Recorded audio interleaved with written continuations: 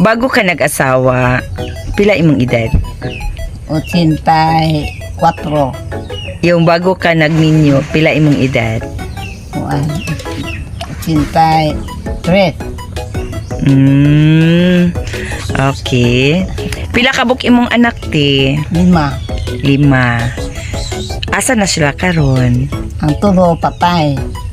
Ha? Laki. Ang duha buhi. Si Marisa o si Tata. At tulo ang namatay na ate? Si Patrick. Si Romeo. O si Junior man ho tungkol kinamanghuran. Jungjong. So nawala na sila. Wala na. So si Marisa, pila kabuk iyang anak?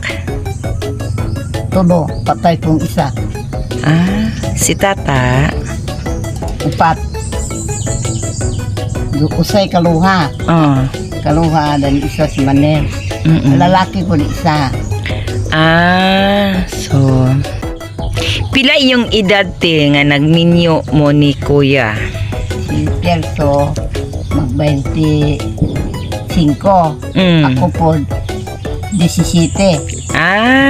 Okay. Saan mo nagkita ni kuya Terso? Diri ra mo nagkita. Sa ano? Kanang baili-baili. Baili-baili. So doon mo nagkita ni kuya. So sa inyong pagkaminyo ti, unsa man ang dili nimo makalimutan ng moment ninyo ni kuya? Kana masaya nga bagay nga ano nga di mo makalimutan. Ako lang, di kami mag-away. May mama mong pagpuyo. Kanya dayon siya po, magbalakas siya nako, ako po, makuha po kuya kay bata palagi. Ang pinta ba? Yan na nagadala na muog. Nanang din, anawa na. Kaya mo mag-ipibuta.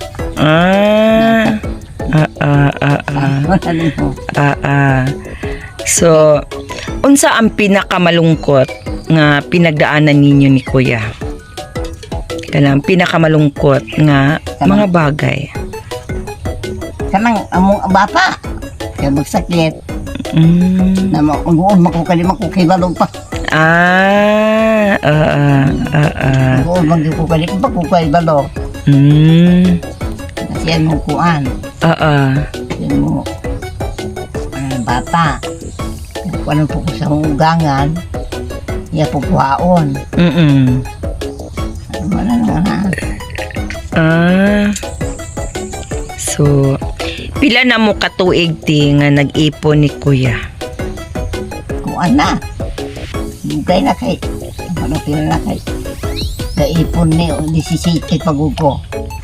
Siya po 25. O 17 ka, pila na edad ni mo karon te? 83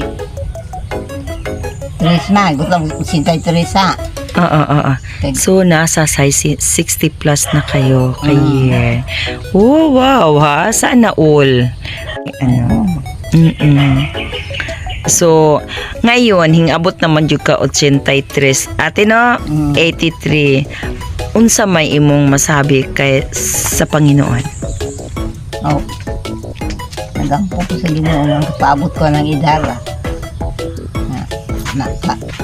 Kabut ko ini nakamtingon nga salamat gani ka kay iday kag anak ka pasing idan. Oo nga, isker pag yun, no? Makagalaw pa, makalakad-lakad pa. So, God bless talaga, no?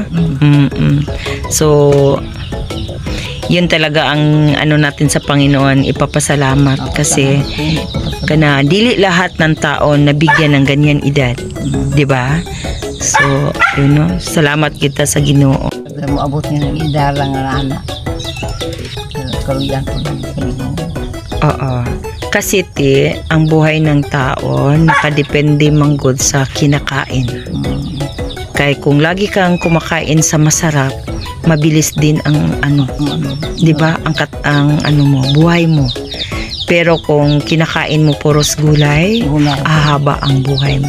Pero di mo. Oo. So, yun talaga ang sikreto. Kasi mostly naman ang nakausap ko, kana-edad na siya. Hindi na. Hindi ka mag-amping pagkaon.